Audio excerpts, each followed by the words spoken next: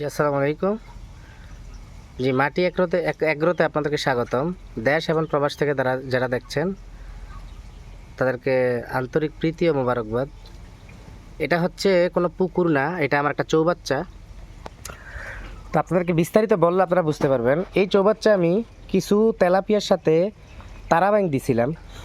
তো আপনারা দেখবেন ইউটিউবে অনেক লোভনীয় কিছু দেখায় যে তারাবাইং চাষ করলে অনেক ফল বাড়ি বিভিন্ন কিছু দেখায়। তো আমরা অনেকজনেই দেখে একটু করার চেষ্টা করি বা আমরা অনেক শখের বশে করি।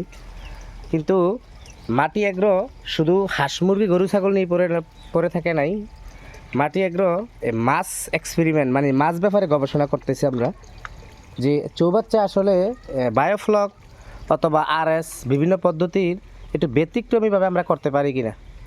এখানে দেখতে পাচ্ছেন আপনারা আমার তেলাপিয়াগুলো কিন্তু ঠিকই, মনোসেক্স তেলাপিয়াগুলো ঠিকই বাইচা আছে, কিন্তু যে বাইংগুলো যে তারাবাইংগুলো এগুলো কিন্তু নাই, মারা গেছে। এখানে 2000 তারাবাইঙের রেণু দিছিলাম, সর্বোচ্চ 50টা পাই কিনা সন্দেহ আছে। এরা যদি একটু পানি একটু দূষিত হয় ওরা মারা যায়, প্লাংটন জন্মেও ওরা মারা যায়, বলে প্লাংটন খাইলে বাঁচে। এগুলো ফাও কথা। আপনারা দেখেন কি প্লাংটন আমি জমাইছি, কিন্তু পানিও ভালো আছে, পানি আমি শুকছি, পানি ভালো আছে। আর এদিকে দেখেন আমরা ভিয়েতনামি শোলের একটা এক্সপেরিমেন্ট করতেছি। এটা তো হচ্ছে ভিয়েতনামি শোল ছাড়ছি আমরা, এখানে 200 পিস ছাড়ছি এই চৌবাচ্চায়।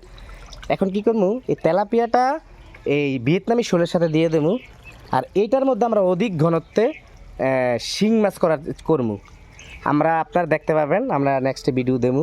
তো আমরা বলতে চাচ্ছি যারা তারাবাইং করতে চাচ্ছেন, আমরা করে অনেকভাবে চেষ্টা করছি, আমরা লস খাইছি।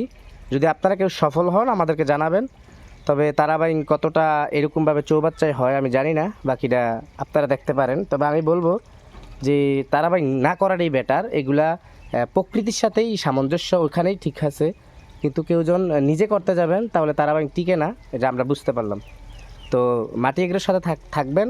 খুঁটিনাটি ব্যাপারে মাটি এগ্রো আপনাদেরকে সবসময় অনেক ভিডিও দেওয়ার চেষ্টা করে, আর আপনারা যাতে উপকৃত হন, আর কোন বিষয়ে লস কোন বিষয়ে লাভ এই সব কিছু আমরা আপনাদেরকে বলার চেষ্টা করব। এখানে আমার প্রায় 5000 টাকা গেছিলো 2000 তারাবাইং ছাড়াতে, গাড়ি ভাড়া সব কিছু মিলিয়ে। তো এখন বুঝলাম যে 5000 টাকা পুরোই আমার লস। তো এখানে ভিয়েতনামি শোলটায় কী হয় এটাও আপনাদেরকে দেখাবো পর্যায়ক্রমে। তো মাটি এগ্রোর সাথে থাকবেন। আসসালামু আলাইকুম ওয়া রাহমাতুল্লাহ।